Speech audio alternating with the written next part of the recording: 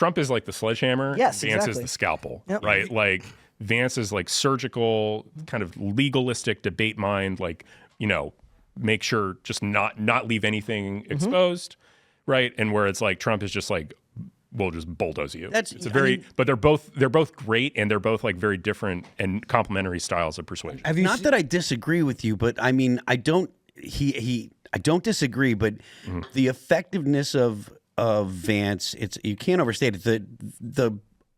The interview that he did when he got the I really don't care Margaret line, that was beautiful. And I mean, it's T-shirts, and it's become a meme in and of itself. And I think that those kind of moments, like really taking the media to task, where I don't care. Like there was another time where he was like, "Do you hear yourself?" When he was, I forget what it was. Oh, it's only one town got taken over by only one apartment complex. Like, hey, only a few apartment complexes. The correct number of apartment complexes to be taken over by Tren de Aragua is 0. And these kind of moments really matter, and I think that he does a fabulous job. So you were going to say? I was going to say, I love that. I don't know if you guys seen today. He's been on. He's on X, and he's using X, and he's getting his message out there. He's not arguing, but he's getting his points across. He's being very transparent with what he's saying to the arguments about the whole Ukraine-Russia thing.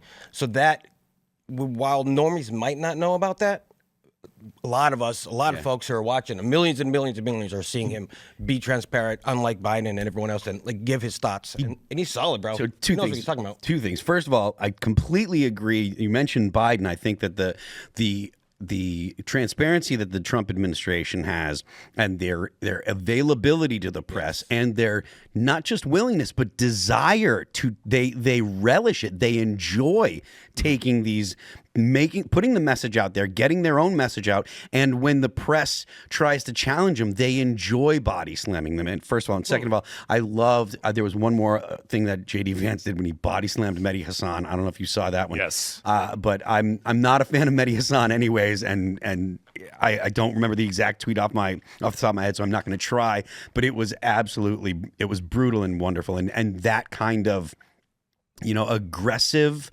but correct and factual take and willingness to correct the media. I think that's going to pay dividends for the administration. No, I'm thrilled. I don't think Trump could have done any better than Vance. So I feel like everyone was a little sketchy at first about J.D. Vance because we didn't know him. But after hearing him talk the first time, the second time, the third time, and now we're a couple months into it, I mean, J.D. Vance is solid. He had a fantastic debate performance. Yeah, and if you paid attention to J.D. Vance because he was a senator first, and so if you paid attention to him, he wasn't an unknown quantity. People that were in the know knew how smart he is and knew his story. He wrote the book, the Hillbilly Elegy, I think it was called, and that's right. And that was really well received, and it really spoke to some real prescient problems in the United States, and I think that was part of why Donald Trump selected him. If you contrast him with Mike Pence, you really do see like the growth in his choices, right? Yeah. So when you look at Mike Pence, you look at somebody who was very much a part of the old guard and somebody who spoke to the past generations of politics, and what J.D. Vance represents is the forward movement of what they consider now to be America First. Yeah, I mean, we've had this conversation a little bit before, but there's the MAGA coalition is not a right-wing coalition the way that some people assume that it is. And I think that I was talking a little bit to Sean about this. It's really a coalition of not the leftists.